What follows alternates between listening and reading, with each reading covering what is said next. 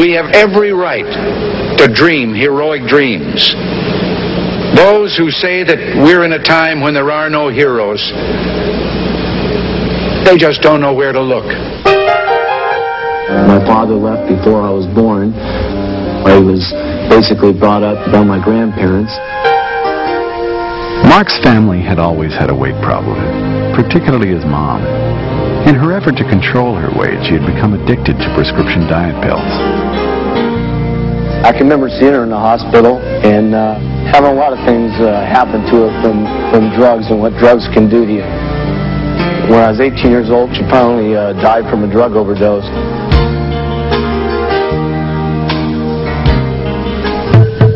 In search of a way to avoid the type of suffering his mom had gone through, Mark attended an herbal symposium conducted by the Republic of China.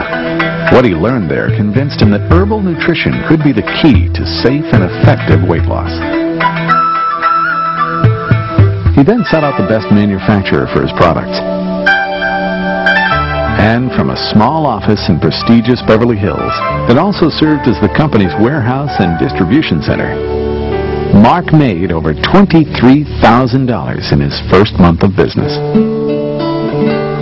Spreading the word about Herbalife through ads, flyers, and his business opportunity meetings on Tuesday, Thursday, and Saturday. One of the first people to respond was Jerry Satanovich. This ad just popped out at me. It said, "Prisoner, are you tied to a desk? Do you hate punching a clock?" And I looked at that ad. It was I tore it out. It was the only ad I tore out. It was the only ad I responded to. And that ad, Mark Hughes answered.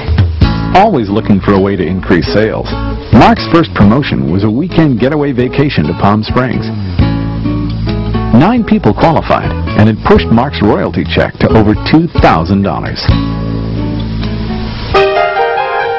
By the end of its first year, Herbalife sales had reached an astounding $2 million, and the company moved to its new office and warehouse in Culver City. Quickly outgrowing that space, Mark had to acquire an additional warehouse just to accommodate the incredible amount of product being shipped. And on September 12th, Mark gave out the first production bonus award for $21,000. With sales of $10 million by the end of the year, Herbalife began its first international expansion into Canada, with Leslie Stanford leading the way. I remember one day we were just flying. We couldn't believe it. Our royalty checks, my check had gone from $2,000 to $8,400 to $19,500 in 3 consecutive months.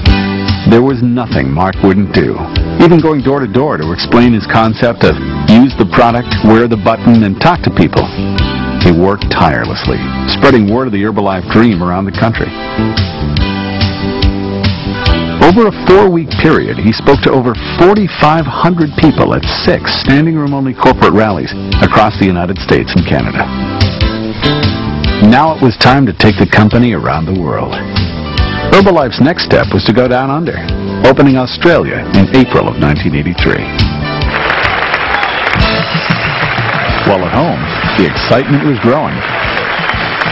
It's taken us almost 3 years to get ourselves into this kind of position, but now hundreds of thousands of people know about our products, know about our company, and know what's going on. Well, Lori was the one that got me involved. You can tell she's pretty strong about this thing. I used to be a rock and roll star, so I'm telling you.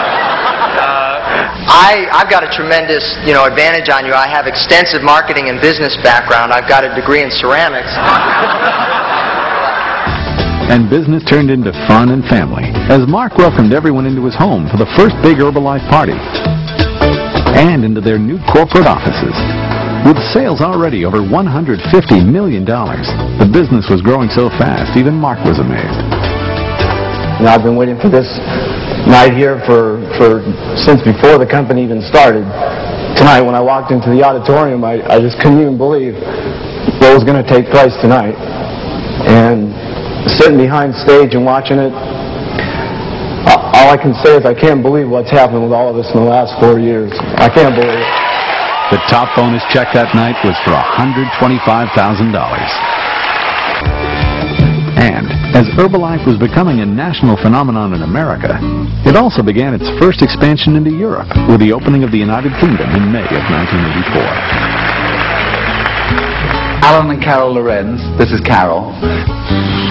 Mark was always looking for ways to keep the business fun, simple, and magical. And chartering 2 DC-10s full of distributors and taking them down under to Sydney, Australia was nothing less than spectacular for the biggest meeting yet in Herbalife. The Sydney Opera House had never seen anything like it. I've lost 20 pounds all up now. And this is the best.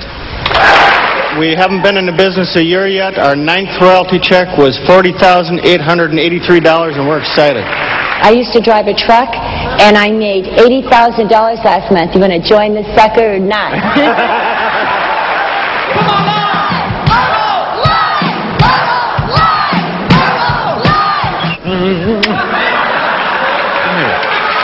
Look at us, huh?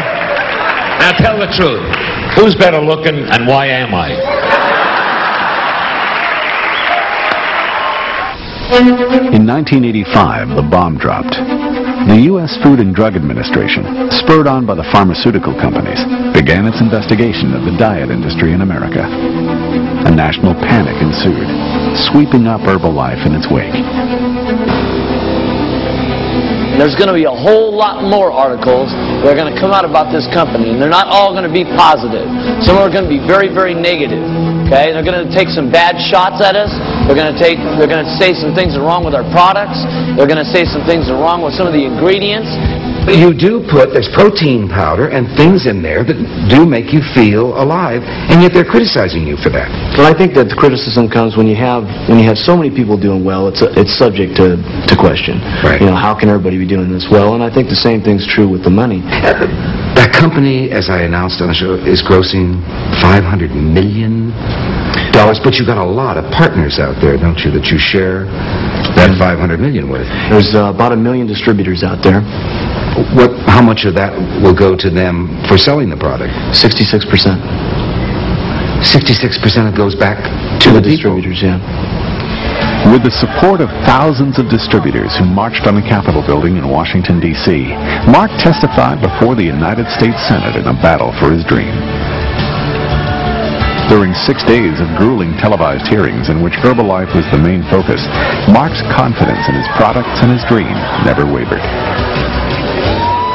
And they should have been brought to this hearing instead of the so-called expert weight loss people that were here yesterday. I think if they're so expert in weight loss, why were they so fat yesterday? It seems to me, and I'm not trying to make any jokes, but I do think that they ought to use our product. I'd like to make a couple of statements first. I think the $64 question in the room over the last couple of days was Herbalife product safe? And it was clear in these meetings over the last 2 days that indeed it is. I'm pleased to announce that after a year and a half, with many, many discussions with the Food and Drug Administration, the California Attorney General, and the State Department of Health, that all 3 of these agencies have independently determined that the Herbalife products have been and still are safe for the American public, and furthermore that all of our products, claims, labeling, and marketing materials are now in complete compliance with the spirit and the letter of state and federal law.